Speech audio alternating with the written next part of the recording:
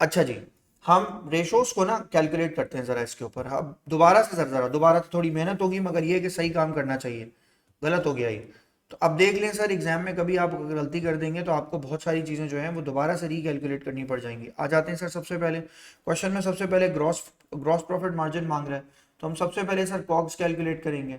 COGS के लिए sir हमारे पास 6 1 यहाँ ये रखेंगे परचेजेस की वैल्यू सर हमारे पास आ रही है 78130, माइनस कर देंगे उसके अंदर से हम सर 6265। जल्दी जल्दी जोआ बेटा कॉग्स निकालो, मुझे नेक्स्ट क्वेश्चन भी करना है क्योंकि। कॉग्स निकालो, इसका आंसर बताओ, सीओजीएस का आंसर क्या आ रहा है? 6175 प्लस 78130 माइनस कर देंगे इसके अंदर से 6265। क्या आ रहा है बेटा? 78040। 78040 सर कॉग्स आ गया मेरे पास। अब सर मेरे पास रेवेन्यू गिवन है 98,420, मैंने इसमें से माइनस किया 78040। तो सर जवाब दीजिएगा सर इसका। मेरे पास ग्रॉस प्रॉफिट निकल के आएगा, तो सर इसका ग्रॉस प्रॉफिट देख लेते हैं क्या आ रहा है क्वेश्चन के अंदर। निकाल लीजिएगा सर इसका answer. 98420 minus answer equals to sir 203 right.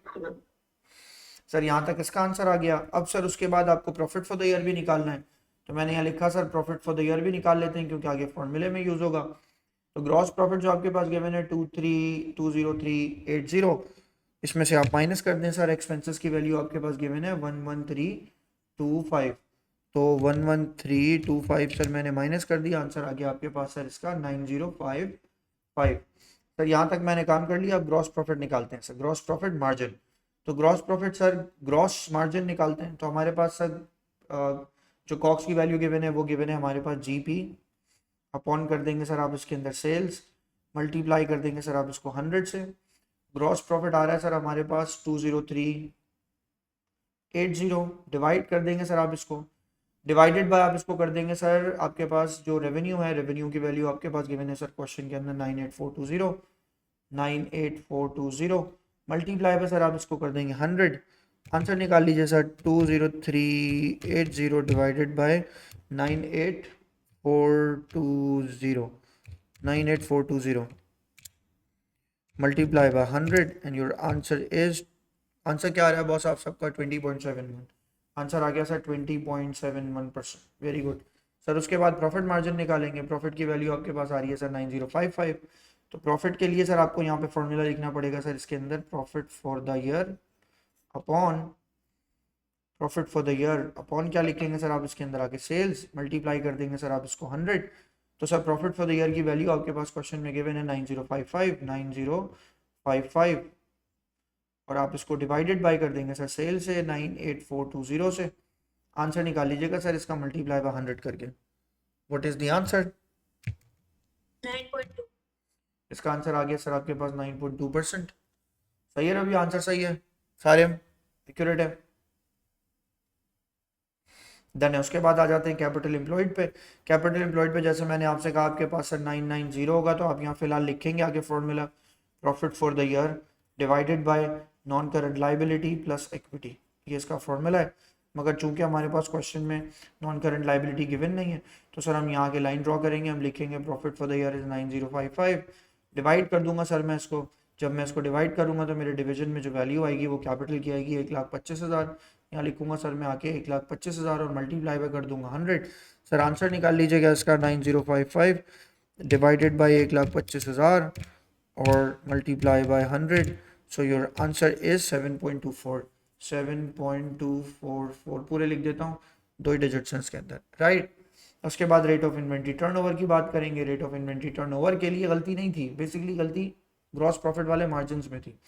तो सर आप यहाँ पे आ जाएंगे तो सर यहाँ के मेंशन करेंगे आप। सबसे पहले आपके पास इन्वेंट्री है 6265 प्लस कर देंगे सर आप इसके अंदर 6175 और उसको डिवाइडेड बाई कर देंगे आप 2। आप इसको वाइस वर्सा भी लिख सकते हैं, लेकिन फिलहाल यही आंसर सही है। आंसर बताइएगा मुझे इसका क्या आ रहा है।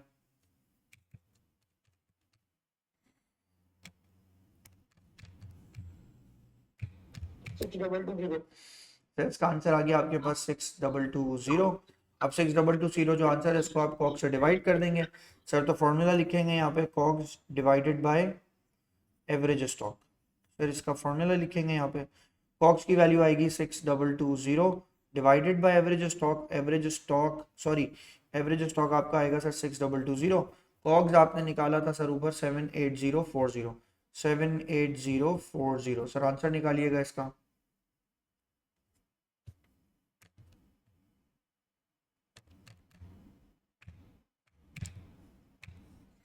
12.54 टाइम्स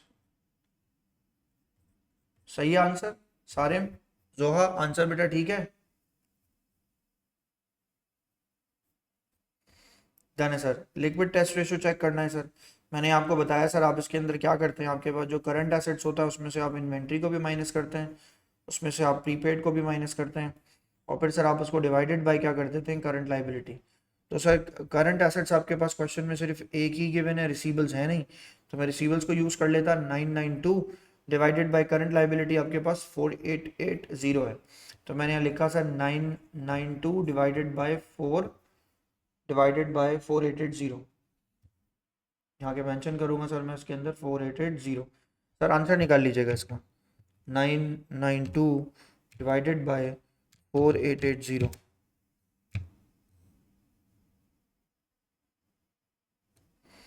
0.203:1 सर ये आ गया इसका answer, which is not good. इसका आंसर 1 के नियर होना चाहिए था, इसका आंसर गलत आ रहा है सर, अच्छा नहीं आ रहा। डन है sir. Nala increased their advertising expense over the year, 31st December 2023, and sells at a lower price than her nearest competitor. This has resulted in Nala selling her inventory faster than her nearest competitor. Nala and her nearest competitor buy inventory at the same prices. Nala pleased with her results. Explain why Nala should not be entirely pleased with her results. क्यों इसको अपने result से please नहीं होना चाहिए? पहली बात ये क्वेश्चन में देखें, दोनों सेम प्राइस पे इन्वेंट्री बाय करते हैं, इसका मतलब है आपने अपनी सेलिंग प्राइस को रिड्यूस कर दिया। जाहिर सी बात है आपने अपनी सेलिंग प्राइस को रिड्यूस किया तो आपकी जो डिमांड है ना वो बढ़ गई, सही हो गया। आपकी डिमांड जो है ना उसने उसको इंक्रीज कर दिया, सही है, ज़्यादा बिक रहा है। फिर आपने याद रखिएगा आपने अपने एक्सपेंसेस को बढ़ाया, जिसका डायरेक्ट इफेक्ट आपके पास प्रॉफिट फॉर द ईयर पे पड़ेगा। तो एक्चुअली देखा जाए तो आपका ग्रॉस प्रॉफिट भी कम हो गया, और देखा जाए तो आपका प्रॉफिट फॉर द ईयर भी कम हो गया। इसका मतलब बिजनेस की प्रॉफिटेबिलिटी इफेक्ट कर रही है। तो 3 मार्क्स के लिए सर आप लिख सकते हैं, तो आप लिखेंगे सर नाला should not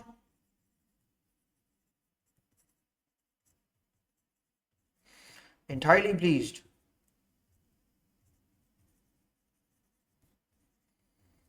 with her results as lowering the selling price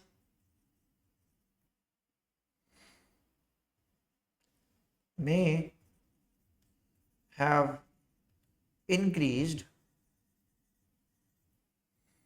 the sales volume but has resulted in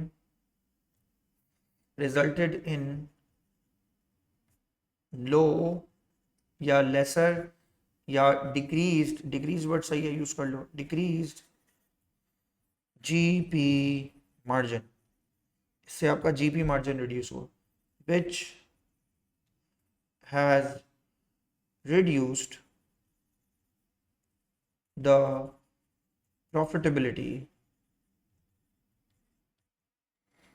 profitability of the business and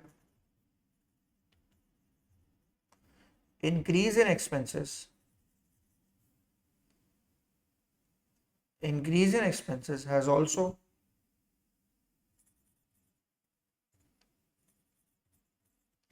impacted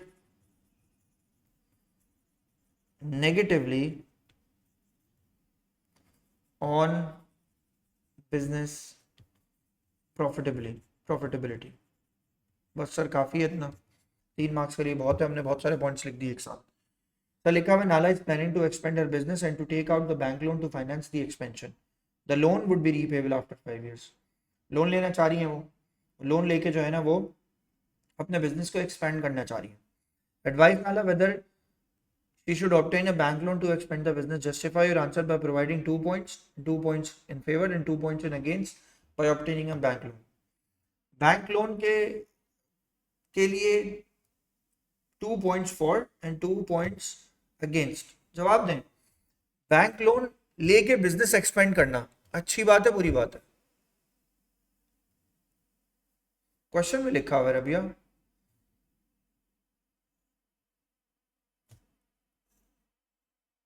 नजर आया रबिया?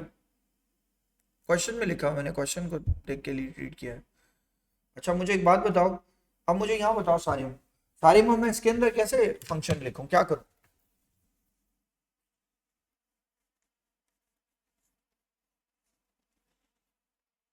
सारे यहाँ, अब बताओ बेटा, बैंक लोन लेने का कोई फायदा होता है? सर होता है कि अगर कैश हैंड नहीं है तो बैंक से मदद से आप बिजनेस एक्सपेंड कर सकते हैं। हाँ तो इसका मतलब है तुम ये कहना चाह रहे हो हम पहले पॉइंटर लिख लेते हैं ना कि सबसे पहली बात तो बैंक लोन एक सोर्सेज ऑफ फाइनेंस में से एक फाइनेंस है। लॉन्ग टर्म है शॉर्ट टर्म है? सर लॉन्ग टर्म फाइनेंस है, अभी नहीं फॉरेन पैसे देने होंगे, लॉन्ग टर्म में देने होंगे, राइट? इससे फायदा क्या होता है सर? इससे बिजनेस की ना लिक्विडिटी पोजीशन बेहतर हो जाती है। इससे बिजनेस की क्या होता है सर? लिक्विडिटी पोजीशन जो होती है वो बेहतर हो जाती है। 2 पॉइंट्स तो यही लिख दिया मैंने आपको फेवर में। आपको अपने पैसे नहीं लगाने पड़ेंगे, आप किसी और के पैसे लेके यूज करेंगे। अच्छा अब जरा पहले स्टार्ट करते हैं सर। नाला कैन ऑब्टेन, नाला can obtain a bank loan as it is a long term source of finance, as it is a long term source of finance which will be paid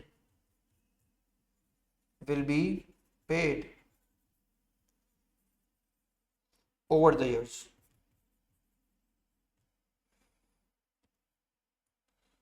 सही है boss?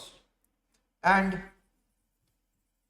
may help in improving business liquidity। Business की liquidity position को बेहतर करने के लिए sir अच्छा रहेगा, मतलब आप इससे अपनी बिजनेस की लिक्विडिटी को बेहतर कर लेंगे। डन, यहाँ तक लिख लें। डन है बॉस? और कोई पॉइंट ऐड करो, कोई बच्चा बेटा कोई पॉइंट ऐड करें। एनीवन? आप इसे समझ लें एक पॉइंट है, कोई एक पॉइंट और ऐड करो रबिया कि आपको बैंक से लोन लेना चाहिए, इसके लिए इसकी फेवर में कोई point.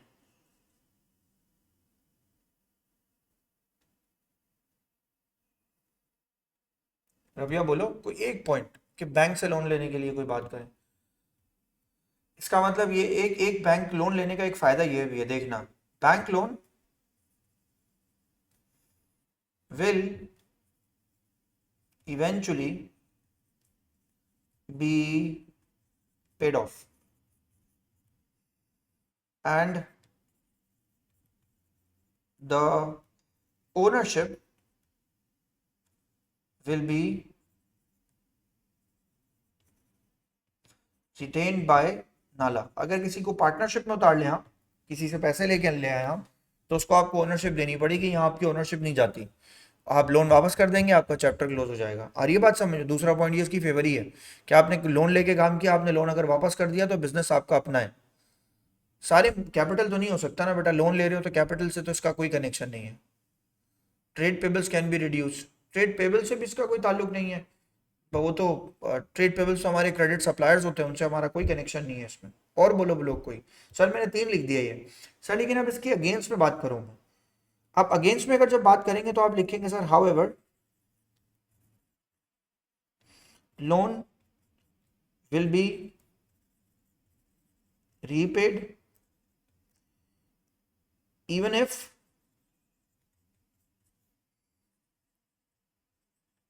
business may not be able to expand,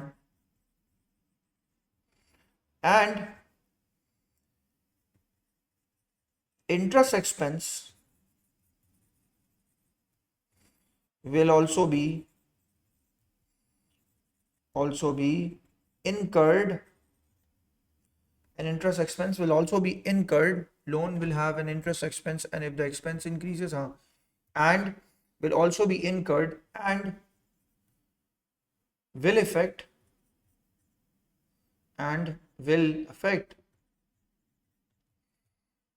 the profitability of business, will affect the profitability of business.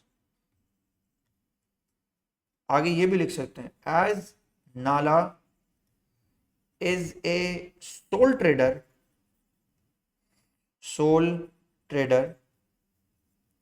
she will be at risk of unlimited liability on her. She will be at risk of unlimited liability on her. अब मुझे एक बात बताइए, loan लेना चाहिए या नहीं लेना चाहिए? क्या बिजनेस की प्रॉफिटेबिलिटी बहुत अच्छी है, बहुत स्ट्रांग है? क्या प्रॉफिट मार्जिन्स बहुत आला आ रहे हैं? रिटर्न ऑन कैपिटल एम्प्लॉयड बहुत अच्छा आ रहा है? क्या ऐसा है आपको बिजनेस की ये डेटा देख के लग रहा है? बेचते तो ये बहुत अच्छा है, मगर ये बेचते तो बहुत अच्छा है कि और इन्होंने सेलिंग प्राइस रिड्यूस कर दी है। जवाब दें, should they go for a bank loan और नॉट? करंट बिजनेस की पोजीशन नो, तो आप ये लिखेंगे सर करंट सिचुएशन या current performance of the business. आप यहाँ लिखेंगे sir current performance of the business, performance of the business is not allowing Nala to expand business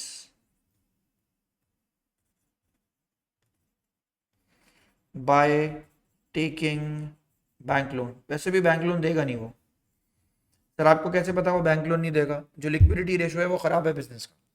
business का लिक्विडिटी रेशो इतना बुरा है कि बिजनेस अपनी लायबिलिटी नहीं पे कर सकता, तो बैंक आपको लोन क्यों देगा? इसी बात को उसने नेक्स्ट पॉइंट में पूछ लिया। लिखा sir state why Nala's managers would be interested in financial if she request the loan, because आप डायरेक्ट यहां से स्टार्ट करें। Bank will require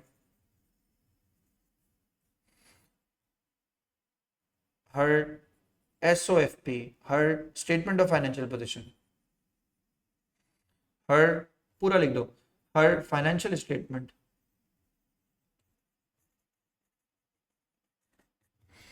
bank will require her financial statement to see Nala's liquidity ratio before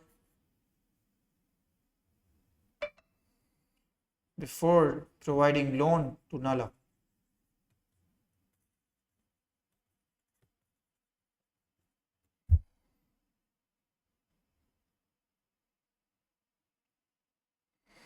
And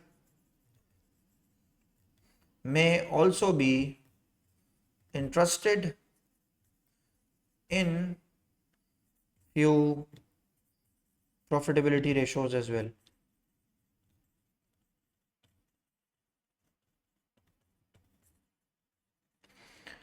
Few profitability ratios as well. Sir यहां तक आपने जो है वो इस पे काम करना है, राइट? Got it Rabia? बात समझ में आई?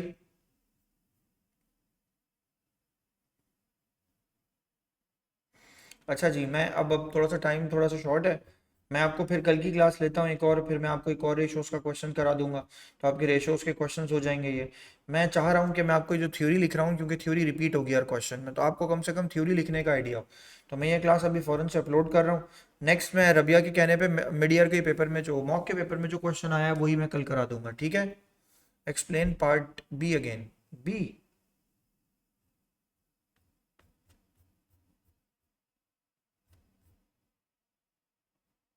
Rabia B part, Rabia B part तो बहुत आसान है। बी पार्ट में तो वो ये कह रहा है सेलिंग प्राइस अगर आपकी कम हो जाएगी तो ऑटोमेटिकली बताओ, जब आपकी सेलिंग प्राइस कम हो जाएगी, कॉस्ट कम नहीं होगी, तो ग्रॉस प्रॉफिट तो आपका कम हो जाएगा ना। बोलो हाँ। तो जब आपका ग्रॉस प्रॉफिट कम हो जाएगा तो आपका ग्रॉस प्रॉफिट मार्जिन कम हो जाएगा, तो बिजनेस की प्रॉफिटेबिलिटी रेशो पे इफेक्ट पड़ जाएगा। पहली बात तो ये, तो आपने अपना मार्जिन कम करके सेल्स का वॉल्यूम बढ़ा दिया, ठीक है। तो वॉल्यूम तो बढ़ गया, बट स्टिल आपका मार्जिन कम हो गया, और मार्जिन आपका कोई बहुत ज़्यादा तो है नहीं। ग्रॉस प्रॉफिट मार्जिन आपका 20% है, तो आपने 5% भी कम कर दिया होगा तो बहुत सारा कम हो गया, 5% कम हो गया। फिर दूसरी बात, और उस पर आपने काम ये किया, आपने एडवर्टाइजिंग एक्सपेंस खर्च कर दिया। तो जब आपने एडवर्टाइजिंग एक्सपेंस खर्च कर दिया तो एक्सपेंस होने से सर आपके सबसे बड़ी बात तो ना कि आपका प्रॉफिट कम हो जाएगा। प्रॉफिट कम हो जाएगा तो फिर अगेन आपके प्रॉफिटेबिलिटी रेशो पे फर्क पड़ जाएगा। बेसिकली प्रॉफिटेबिलिटी की बात कर रहा है पार्ट बी।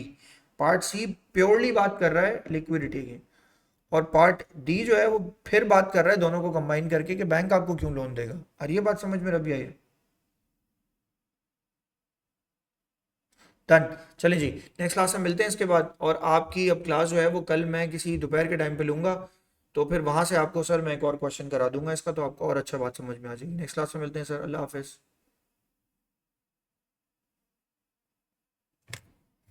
पार्ट ए का लास्ट पार्ट समझा दें, लिक्विडिटी रेशो। बेटा लिक्विडिटी रेशो ये कह रहा है कि आपने करंट एसेट निकालना है। अब अगर क्वेश्चन में मैं करंट एसेट निकालूं, तो करंट एसेट देखो मैं कैसे निकालूंगा, 992, कैलकुलेटर खोल के रखना, 992 प्लस इन्वेंट्री निकालूंगा सर। इन्वेंट्री की वैल्यू है 6265, मैंने यहाँ लिखा 6265 प्लस कर दूंगा सर मैं उसके अंदर ट्रेड रिसीवल्स। अब ट्रेड रिसीवल्स तो क्वेश्चन में है नहीं मेरे पास, तो अदर रिसीवल्स भी नहीं है मेरे पास, तो इसका जवाब दो बेटा, इसका आंसर क्या आएगा मेरे पास। सारे आंसर बताओ उसका। सर 7257। 7257। अब ये है मेरा करंट एसेट, याद रखना। अब ये 7257 जो मेरी वैल्यू आ रही है यहाँ पे, अब current assets minus inventory minus other receivables divided by, आप इसे करेंगे करंट लाइबिलिटी के। तो भाई मैंने क्या किया, मैंने इसका आंसर निकालूं, पहले पहले निकालूं 7257, उसमें से फिर मैं 6265 माइनस करूं। उससे बेहतर है मैं ऐड ही ना करूं। समझ में आई बात, सारे में बात क्लियर है अब। सारे में बोलो। जी सर। तो बेटा मैं इसको इसको इसका आंसर निकाल के फिर मैं इसमें से माइनस क्यों करूं, बल्कि डायरेक्ट मैं क्यों ना ये लिख दूं कि 992 डिवाइडेड बाय ट्रेड पेबल्स 4880। उसको मैंने सर, इसका जब मैंने लिक्विडिटी रेशियो निकाला तो आंसर इसका बना था 0.203:1। आ गई बात समझ में। जी सर। चलें जी, नेक्स्ट क्लास में मिलते हैं, अल्लाह हाफिज़।